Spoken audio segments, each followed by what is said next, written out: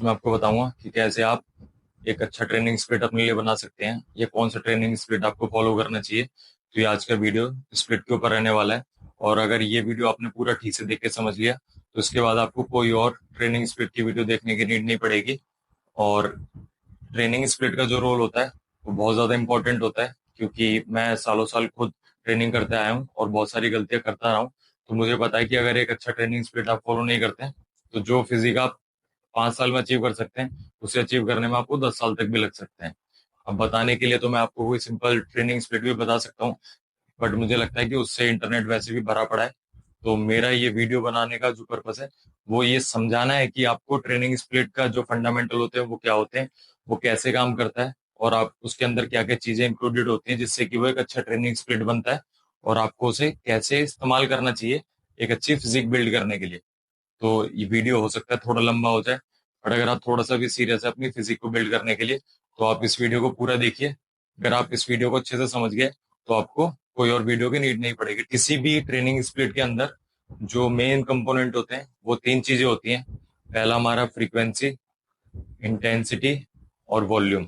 अब इन तीनों को हम कैसे भी पहले दूसरे तीसरे ऑर्डर पे रख सकते हैं, उससे कोई मतलब नहीं है, बट आप समझ लीजिए इंटेंसिटी, फ्रीक्वेंसी और वॉल्यूम, इन तीनों चीजों से कोई भी अच्छा स्प्लिट डिसाइड होता है। अब ये तीनों चीजें क्या क्या होती हैं वो मैं आपको एक एक करके एक्सप्लेन कर देता हूँ। अब इंटेंसिटी है कि जैसे जब मैं कोई सेट परफॉर्म कर रहा हूँ तो मान लीजिए मैंने 100 किलो के वेट से बारबल स्क्वाट लगा रहा हूँ और मैंने उसके 3 सेट परफॉर्म किए फेलियर पे, और मेरे को किसी में 10 रैप मिले, किसी में 8 रैप मिले और किसी में 9 रैप मिले। तो वो सेट जो मैंने लगाए वो फेलियर पे थे, और वो इंटेंसिटी जो थी वो मेरे लिए बहुत हायर थी। यानी कि अगर मैं वही वेट 80 किलो चूज करता है, 90 किलो चूज करता, तो उसकी इंटेंसिटी इतनी हाई नहीं होती। बट ये कि मेरे सारे सेट्स जो थे वो फेलियर पे थे, तो उसकी इंटेंसिटी हाई गिनी जाएगी। अब इंटेंसिटी के और भी पैरामीटर होते हैं नापने के, बट ये कि चीजों को सिंपल रखने के लिए और यहाँ समझाने के लिए सिर्फ आप इतने से समझ लीजिए कि हम कोई भी सेट अगर फेलियर तक जाके ट्रेन करते हैं तो वो एक इंटेंस सेट हो गया। अब जो दूसरी चीज है फ्रीक्वेंसी, तो फ्रीक्वेंसी का मतलब है कि हम कितनी फ्रीक्वेंटली एक मसल को ट्रेन कर रहे हैं। जैसे अगर आज मैंने मंडे को चेस्ट ट्रेन करी है तो फिर मैं उसके बाद ट्यूसडे को करूंगा या वेडनेसडे को करूंगा, तो इसी को फ्रीक्वेंसी कहा जाता है कि मैं कितनी फ्रीक्वेंटली उस मसल को ट्रेन कर रहा हूँ। और तीसरी चीज है हमारी वॉल्यूम, यानी कि मैंने जो जैसे आपको बताया कि मैंने स्क्वाट्स के सेट परफॉर्म करे, तो मैं ओवरऑल कितनी एक्सरसाइजेस परफॉर्म कर रहा हूँ, कितने सेट परफॉर्म कर रहा हूँ, उसको हम वॉल्यूम कहते हैं। अब उसमें set into weight into reps करके और भी बहुत तरीके से वॉल्यूम को मेजर किया जाता है, बट इस वीडियो को सिंपल रखने के लिए हम इसको भी ये कंसिडर कर लेते हैं कि हम ओवरऑल कितने सेट परफॉर्म कर रहे हैं। तो अब मैंने आपको तीन चीजें बताई, इसमें कि एक वॉल्यूम हो गया, एक इंटेंसिटी हो गया और एक फ्रीक्वेंसी हो गया। ये तीनों चीजें आपको अब याद रखनी है। ये तीनों चीजें इसे एक स्टिमुलस क्रिएट करती हैं हमारी मसल को ग्रो करने के लिए। अब इसी प्रोसेस में जब हम स्टिमुलस प्रोवाइड करते हैं तो उसी के साथ साथ एक फटीग भी जनरेट होता है। जैसे हम जब कोई काम करते हैं तो काम करने के साथ साथ हमारे शरीर में थकावट होना, या जैसे हम गाड़ी चला रहे हैं तो गाड़ी एक ट्रेवल कर रही है बट साथ साथ वो धीरे धीरे करके हीट हो रही है, उसमें वियर एंड टीयर हो रहे हैं, या कुछ भी ऐसी चीज कि उसके दो प्रोसेस होते हैं। अगर इंटेंसिटी, फ्रीक्वेंसी और वॉल्यूम को ठीक से मैनेज कर लें तो ये एक अच्छा ट्रेनिंग स्प्लिट बन जाता है हमारे लिए। तो इन चीजों को अगर आपको ना समझ आई हो तो एक बार दोबारा से सुन लीजिए, क्योंकि ये चीजें समझना बहुत जरूरी है, और आगे की जो भी मैं बातें बताऊंगा वो सब इन्हीं पे बेस होंगी। मैं आपको समझाता हूँ जो ये इंटेंसिटी, फ्रीक्वेंसी और वॉल्यूम है ये कैसे काम करता है। अब इनमें से कोई भी हम दो चीजें हायर साइड रख सकते हैं, तीनों चीजों को कभी भी हम हायर साइड नहीं रख सकते हैं। अगर मेरी इंटेंसिटी हाई है और वॉल्यूम हाई है तो मुझे अपनी फ्रीक्वेंसी लो रखनी पड़ेगी, और मेरी फ्रीक्वेंसी और वॉल्यूम हाई है तो मुझे इंटेंसिटी लो रखनी पड़ेगी। मेरी फ्रीक्वेंसी और इंटेंसिटी आई है तो मुझे वॉल्यूम लो रखनी पड़ेगी। मतलब मेरा जो समझाने का पर्पस है कि इन तीनों में से हम दो ही चीजों को ऊपर की साइड रख सकते हैं ज्यादा, और तीनों चीजों को एक साथ ऊपर नहीं करेंगे, क्योंकि अगर तीनों चीजें हम ऊपर करना चाहेंगे हमारी बॉडी ओवरऑल अच्छी ग्रोथ अचीव नहीं कर पाएगी, और फटीग जो है वो बहुत स्पीड से ऊपर जाने लगेगा। अब मैं आपको इसको स्प्लिट की फॉर्म में समझाता हूँ। ग्रोथ स्प्लिट में हमारी जो इंटेंसिटी होती है वो हायर साइड होती है, और वॉल्यूम जो है वो हायर साइड होती है, और इसमें जो फ्रीक्वेंसी है वो लोअर साइड होती है। जैसा कि अब मैंने आपको बताया था, फ्रीक्वेंसी का मतलब होता है कि हम कितना फ्रीक्वेंटली एक मसल को ट्रेन कर रहे हैं। तो आप देखेंगे हम उस मसल को 7 से 8 दिन में ट्रेन कर रहे हैं, तो हमारी जो उसमें वॉल्यूम और इंटेंसिटी है वो हाई है। अब बात करें पुश पुल लेग्स की, अपर लोअर ऐसे किसी स्प्लिट की, तो इसमें हम अपनी इंटेंसिटी को थोड़ा हाई रखते हैं और फ्रीक्वेंसी को थोड़ा हाई रखते हैं, बट वॉल्यूम उतना हाई नहीं रहता। जैसे कि अगर मैं ब्रो स्प्लिट में 10 से 12 सेट लगा रहा हूँ किसी मसल ग्रुप के, तो मैं सेम सेट अगर अपने पुश पुल लेग्स में अपर लोअर में लगाने लगूंगा, तो वो बहुत ज्यादा हाई वॉल्यूम हो जाएगा, हाई इंटेंसिटी हो जाएगा, और बहुत ज्यादा हाई फ्रीक्वेंसी भी हो जाएगा। तो ये तीनों चीजें हम एक साथ ऊपर नहीं करते हैं। तो अगर मैंने उससे पुश पुल लेग्स में अप्लाई कर रहा हूँ, तो मुझे अपनी जो वॉल्यूम है वो थोड़ा सा लोअर साइड रखनी पड़ेगी, और मेरी अपनी इंटेंसिटी और फ्रीक्वेंसी वो हायर साइड हो गई। तो अब आपको समझ आ गया कि इन तीनों का क्या मतलब था। बस आपको जो मोटा मोटा ध्यान रखना है कि जो ये तीनों चीजें हैं, ये एक साथ कभी आप हायर साइड नहीं रख सकते हैं, क्योंकि ये गलतियां मैंने सालों साल खुद भी करी हैं। कि हम ये सोचते हैं कि अगर मैं ब्रो स्प्लिट पे ट्रेन कर रहा हूँ और मैंने स्विच कर लिया पुश पुल लेग्स पे, तो मैं पुश पुल लेग्स पे जाके फिर अपना 3 एक्सरसाइज आज के दिन परफॉर्म करा था, 3 4।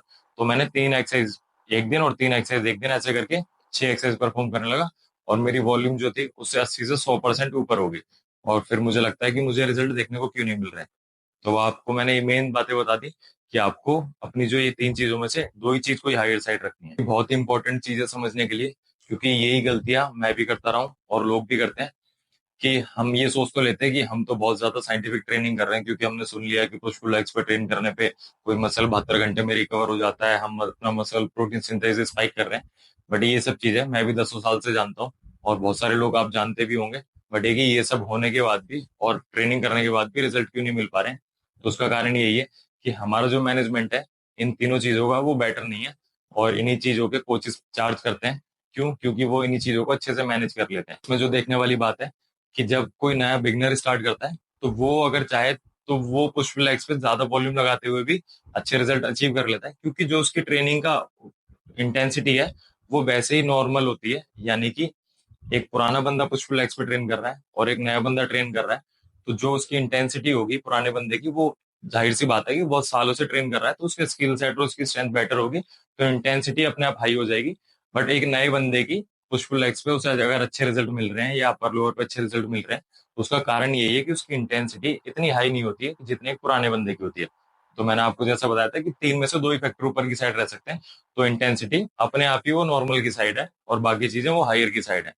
तो किसी भी ट्रेनिंग प्रोग्राम में ये तीनों चीजें एक साथ ऊपर की तरफ नहीं चल सकती हैं।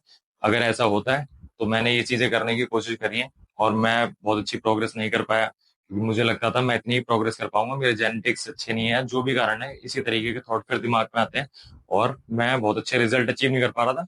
और मुझे इस बीच बहुत सारी इंजरी भी हुई, जैसा कि मैंने अपनी लास्ट वीडियो में बताया था। तो यही बात मैंने अपनी जो लास्ट वीडियो बनाई है ब्रो स्प्लिट के ऊपर, उसमें बताई है कि आप किसी भी स्प्लिट से एक अच्छी फिजिक अचीव कर सकते हैं, बशर्ते आपको ये तीनों चीजें मैनेज करनी आती हो। क्योंकि अगर आप ये तीनों चीजें मैनेज कर लेंगे, तो आप किसी भी स्प्लिट से अच्छे रिजल्ट अचीव कर सकते हैं। तो मुझे ये पता है कि 80% लोग तो इस वीडियो को ठीक से देखेंगे भी नहीं, क्योंकि उन्हें एक स्प्लिट सुनने को मिला नहीं जिसके लिए उन्होंने वीडियो खोली थी। बट अगर जो लोग भी इस वीडियो को देख रहे हैं, तो उसको ठीक से देख के समझे जरूर, क्योंकि ये चीजें आपको थ्रू आउट द आपकी बॉडी बिल्डिंग जर्नी में हेल्प करेंगी। आपको फिर दिमाग से एक थॉट ही निकल जाएगा कि कोई एक स्प्लिट बेटर है, कोई एक स्प्लिट खराब है। अब उसके बाद बात करते हैं कि हमारी बॉडी में जब हम ट्रेनिंग करते हैं तो मसल प्रोटीन सिंथेसिस स्टार्ट होता है। तो वो चीज मेरे को पता है, और इसीलिए मेरे को भी लगता है कि हायर फ्रीक्वेंसी के जो ट्रेनिंग स्प्लिट होते हैं वो ज्यादा बेटर होते हैं। बट ये है कि उसको कैसे इम्प्लीमेंट करा जाता है उसमें गलती है। और दूसरी बात कि आपको मसल प्रोटीन सिंथेसिस स्टिमुलेट करने के लिए ऐसा नहीं है कि आप अगर जैसे पुश पुल लेग्स पे ट्रेन कर रहे हैं तो आपको उसके 10 सेट ही लगाने हैं, 8 सेट ही लगाने हैं। अगर आप 2 सेट 4 सेट भी परफॉर्म करते हैं तो वो एमपीएस स्पाइक हो ही रहा है। उसके लिए जो गलती होती है वो यही होती है कि हम वॉल्यूम बहुत ज्यादा ऊपर की साइड कर देते हैं। तो ये गलती नहीं करनी है, क्योंकि इसी गलती की वजह से आपके जो रिजल्ट है वो डिमिनिश हो जाते हैं। और चीज जो आप बहुत ध्यान से सुन के समझिए कि ये जो वीक, मंथ और ईयर वाला जो कॉन्सेप्ट है, ये इंसान ने, हम लोगों ने अपनी चीजों को क्लियर रिकॉर्ड रखने के लिए, समझने के लिए, इसके लिए बनाया है। वरना अगर हम ध्यान से सोचें तो दुनिया में ऐसी कोई चीज एग्जिस्ट नहीं करती। अगर इंसान ना हो तो वो दिन तो अपने हिसाब से चले ही जा रहा है। उसी तरीके से वीक वगैरह में जो ट्रेनिंग हमने पुश पुल लेग से जो भी मेथड डिसाइड करा है, वो एक सिंपल उसको समझने के लिए करा है। ऐसा नहीं है कि हमने अगर मंडे को चेस्ट ट्रेन कर ली तो फिर हमें थर्सडे को चेस्ट ट्रेन करनी है। आप चाहें तो अपनी, अगर आपने ये तीनों वेरिएबल समझ लिए, तो आप मंडे को भी चेस्ट ट्रेन कर सकते हैं, फिर ट्यूसडे को भी कर सकते हैं, वेडनेसडे को भी कर सकते हैं। अब अगर आप 2 सेट लगा रहे हैं तो जाहिर सी बात है, 1 से 2 सेट लगा रहे हैं तो आप हर अगले दिन लगा सकते हैं। बट अगर आप ज्यादा सेट लगा रहे हैं तो आपको हो सकता है कि उसके बीच में 4 दिन के गैप की नीड हो रिकवर के लिए।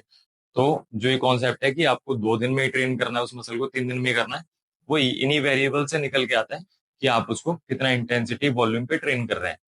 तो अब मैं होप करता हूँ कि ये सारी चीजें तो आपको समझ आ गई होंगी इतना बोलने के बाद। और अगर ना आई हो तो आप वीडियो को एक बारी फिर से दोबारा से अच्छे सुन के और इन चीजों को समझ लीजिए। तो एक्सप्लेन कर देता हूँ कि आपको अगर अपना स्प्लिट सेटअप करना है तो कैसे करना चाहिए या मैं कैसे करता हूँ। तो जो मेरी रिकमेंडेशन है या तो आप उसे मान सकते हैं, वरना आपकी मर्जी है, आप जो भी रिकमेंडेशन जिसकी मानना चाहें उसे मान सकते हैं।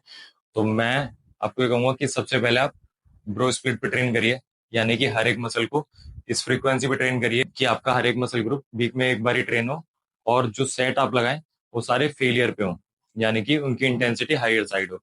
तो हमारी वॉल्यूम और इंटेंसिटी हाई होगी और फ्रीक्वेंसी लो है। तो अब अगर आप मान लीजिए आप 10 से 12 सेट लगा रहे हैं हर एक मसल ग्रुप के, अब वो हो सकता है कुछ हायर साइड हो कुछ लोअर साइड हो, वो आपको कैसे फाइंड आउट करना है उसके लिए मैंने वॉल्यूम पे वीडियो बनाई हुई है, उसका लिंक भी मैं डिस्क्रिप्शन में डाल दूंगा, तो आप उस वीडियो को भी अच्छे से देख लीजिए। इससे आपको पता लग पाएगा कि आप कितने वॉल्यूम से रिकवर कर सकते हैं। तो जब आप ये सारी चीजें इंप्लीमेंट कर लेंगे ब्रो स्प्लिट को करते हुए, और आपको एक जनरल आइडिया हो गया कि आप कितनी वॉल्यूम से रिकवर कर पा रहे हैं, और आप 4 से 6 महीने उस स्प्लिट को फॉलो करते हो, अपनी प्रोग्रेस को नोटिस करिए कि आप अगर कुछ मसल बिल्ड कर रहे हैं तो आप अपनी फिजिक के फोटोज लेते रहिए बॉडी वेट के अकॉर्डिंग, तो आपको आइडिया हो जाएगा कि आपकी बॉडी में क्या चेंजेस आ रहे हैं कितने बॉडी वेट पे, और आपकी स्ट्रेंथ कैसी चल रही है। ये सारे मेजर आपको ध्यान रखने हैं और उसे नोट कर लेना है। अब 4 से 6 महीने उस सेम स्पीड पे ट्रेनिंग करने के बाद आप अब मूव करिए पुश पुल लेग्स पे। तो अब अगर आप पुश पुल लेग्स पे आ गए तो आप जैसे 10 से 12 सेट लगा रहे थे, तो आपको क्या करना है कि अपने एक सेशन में 5 से 6 सेट पे आ जाना है। यानी कि अब आपकी जो ओवरऑल वॉल्यूम थी वो आपने डिवाइड कर ली 2 बारी में, यानी कि टोटल एक दिन में आप 12 सेट लगा रहे थे तो आपकी वॉल्यूम थोड़ा सा नीचे हो गई और फ्रीक्वेंसी थोड़ा सा हाई हो गई, जो कि मैंने बताया था अब वो चेंज हो गया। अब इसको आप सेम चाहें तो अपर लोअर में भी लगा सकते हैं, बट मैं कहूंगा कि आप पुश पुल लेग्स में इसको चेंज कर लीजिए। और अब आप इसको सेम स्प्लिट को फॉलो करते हुए 4 से 6 महीने ट्रेनिंग करिए और नोटिस करिए कि अब आपकी परफॉर्मेंस कैसी चल रही है और आपको चेंजेस वगैरह कैसे देखने को मिल रहे हैं बॉडी में। क्योंकि 4 से 6 महीने से अगर आप कम देंगे, बशर्ते कि अगर आप बिल्कुल बिगनर है तो एक अलग बात है, और अगर आप साल 2 साल से ट्रेनिंग कर रहे हैं तो आपको कुछ 4 से 6 महीने देने में ही एक अच्छा रिजल्ट देखने को मिलेगा। और ये सब चीजें करते हुए आपको अपनी डाइट और स्लीप भी ठीक रखनी है, क्योंकि अगर आप ट्रेनिंग का वेरिएबल ट्रैक करना चाहते हैं और अगर आपकी बाकी चीजें ठीक नहीं है तो आपको ये पता ही नहीं लगेगा कि आप किस वजह से आपकी जो परफॉर्मेंस है वो गड़बड़ हो रही है, या आपको रिजल्ट है वो किस वजह से नहीं मिल पा रहे हैं।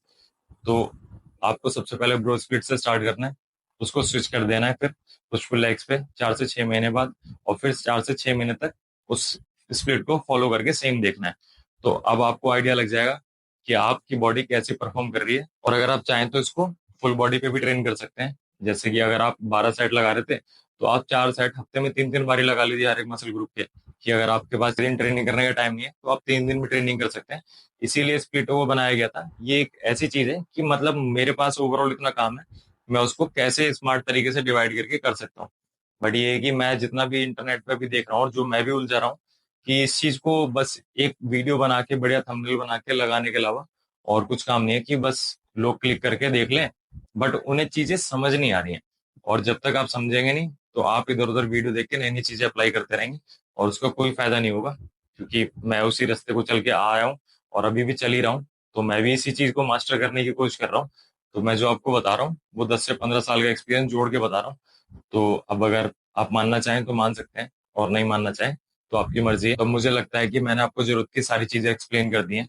जैसे मैं मोटा मोटा बताया था कि आपने ट्रेनिंग के 3 वेरिएबल समझ लिए कि हम फ्रीक्वेंसी इंटेंसिटी और वॉल्यूम को कैसे मैनेज करना है, इसके थ्रू कैसे स्टिमुलस क्रिएट होता है और फटीग क्रिएट होता है, और कैसे हमें इन चीजों को मैनेज करके हम एक अच्छा स्प्लिट बना सकते हैं।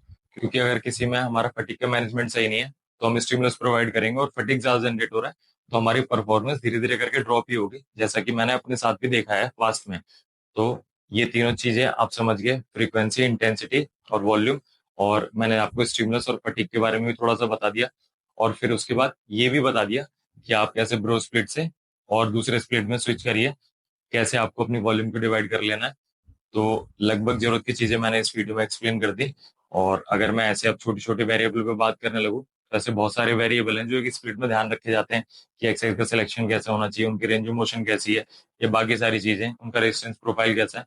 बट ये बहुत बारीक चीजें जो मैंने आपको बता दी, वो लगभग 80 से 90% चीजें आपके काम की है। और उसमें 10% तो जब आप धीरे धीरे करके इतने साल ट्रेनिंग कर लेंगे तो आपको वैसे भी समझ आने लगेंगी। और इस तरीके की अगर आप वीडियो देखते रहेंगे, इंफॉर्मेशन गैदर करते रहेंगे, तो आपके पास भी कुछ सालों में बहुत अच्छा डेटा आ जाएगा और बहुत मेच्योरिटी आ जाएगी चीजें समझने की। और मेरा भी यही पर्पस है वीडियो बनाने का कि आप चीजों को अच्छे से समझ पाएं।